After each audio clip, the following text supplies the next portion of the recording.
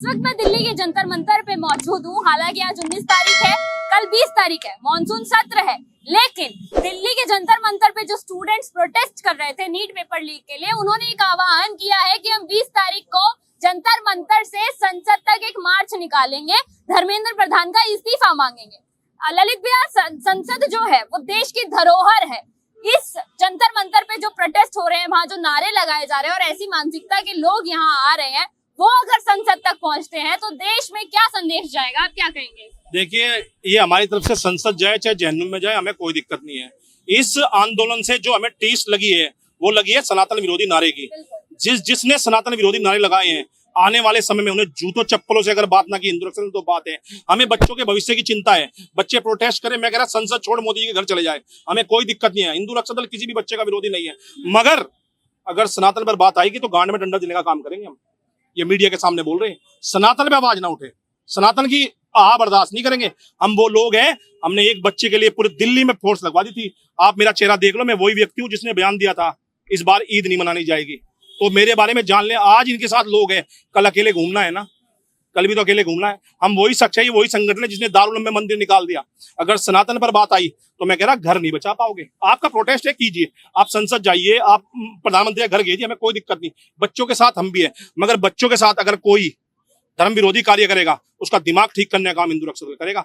देखिए, हम किसी का आंदोलन खराब नहीं करने, हम ये जो घटनाएं वहां भी कर सकते थे, हम दिमाग भी ठीक कर सकते थे, मगर नहीं, बच्चों का प्रोटेस्ट है। क्योंकि हमें स्टूडेंट विरोधी ना माना जाए हमारे संगठन को, हम इसलिए चुप है।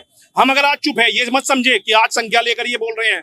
हम अगर चुप है तो बच्चों के भविष्य के लिए चुप है। हम स्टूडेंट विरोधी नहीं होना चाहते। अगर कोई भी सनातन को गाली देगा वो बर्दाश्त नहीं होगी, उसके पिछवाड़े में डंडा देके मुंह से बाहर निकाल दिया जाएगा।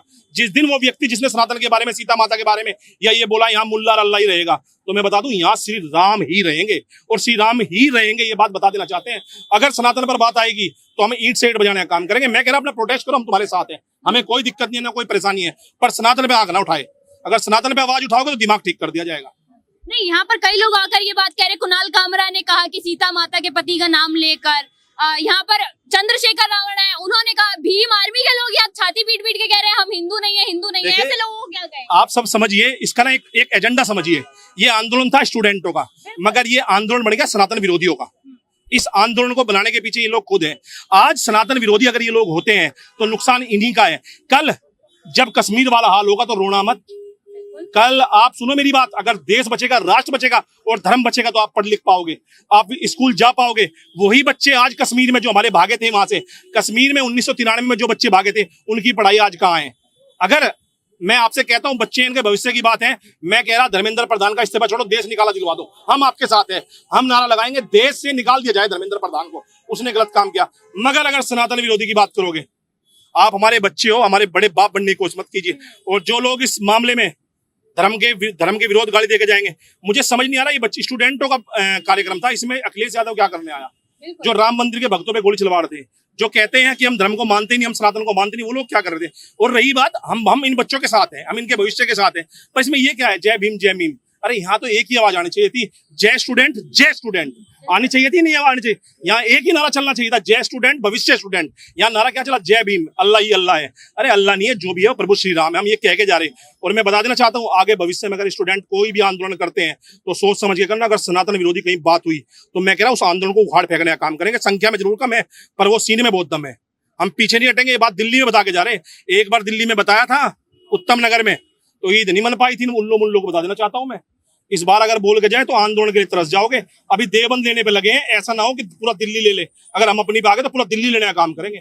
ये हमारे बारे में सब जानते हैं, इस वीडियो के बाद समझ भी गए होंगे मेरा सारा किस्सा। और वही चंद्रशेखर की और उसकी, अगर कोई ब्राह्मण मुर्दाबाद बोलेगा, हम कभी जाति पे नहीं आते। अगर जाति पे आ गए तो वो परशुराम है कि ये नहीं पता कितनी बार काटेंगे, फिर काटते समय गिनेंगे नहीं बिल्कुल भी।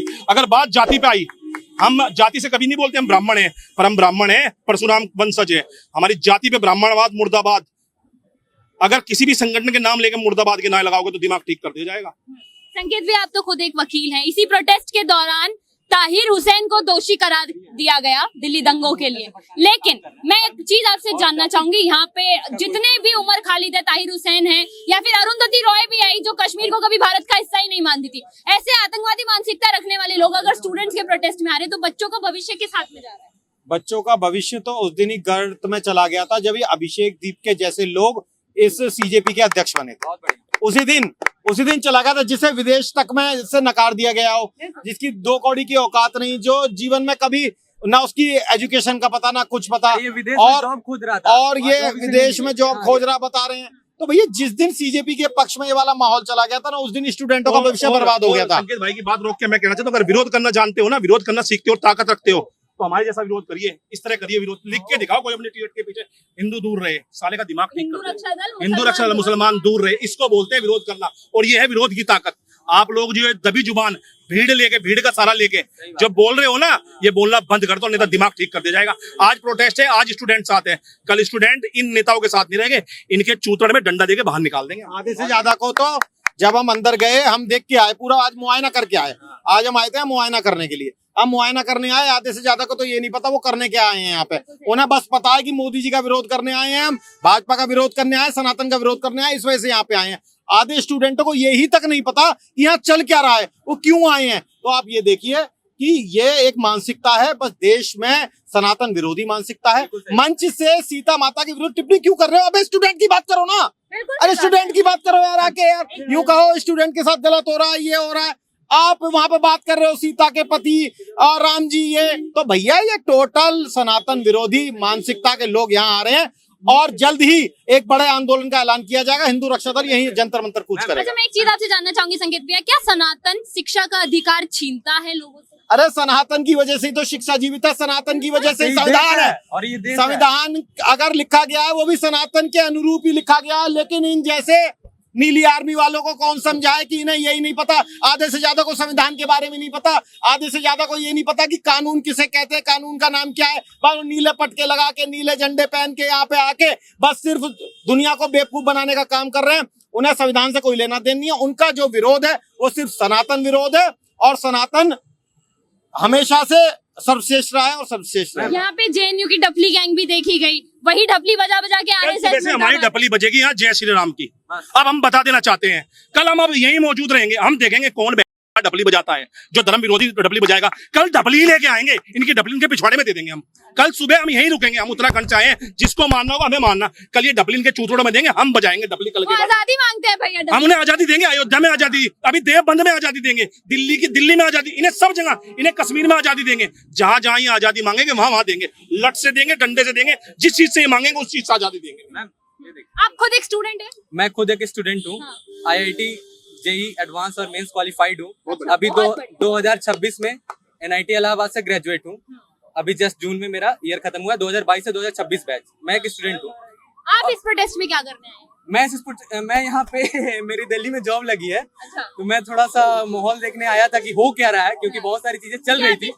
हाँ, बहुत सारी चीजें चल रही थी। देखिए, जो मांग है, अगर ये मांग एक आम आदमी, एक आम स्टूडेंट उठाया रहता कि हाँ हमें इस्तीफा चाहिए, अकाउंटेबिलिटी चाहिए, ये मांग का हम भी सपोर्ट करते हैं, भैया भी सपोर्ट करते हैं, सब करते हैं। लेकिन अगर आप मंच से आकर के आप राम का विरोध करेंगे, सीता का पति और नीता का पति करेंगे, आप अरुंधति रॉय जैसे लोग को अपने मंच को साझा करने का मौका देंगे, विजेता दहिया जैसे लोग को अपने मंच साझा करने का मौका देंगे, तो एक सनातनी होने के नाते मैं उन लोगों का समर्थन नहीं कर सकता। मैं इस मांग का समर्थन करूंगा, क्योंकि मैंने जेई मेंस दिया था 2022 में। 2021 में उस समय भी सेंटर्स वो हुए थे, सेंटर्स में पेपर लीक हुए थे, वहां पे चीटिंग हुई थी। हम इसका विरोध करते हैं, सिस्टम को सुधारा जाए। लेकिन सिस्टम को सुधारने के पीछे इनका जो एजेंडा है कि जेनजी का नाम लेके हम नेपाल जैसा कार्य कर देंगे, ये भारत का जेनजी बेवकूफ नहीं है।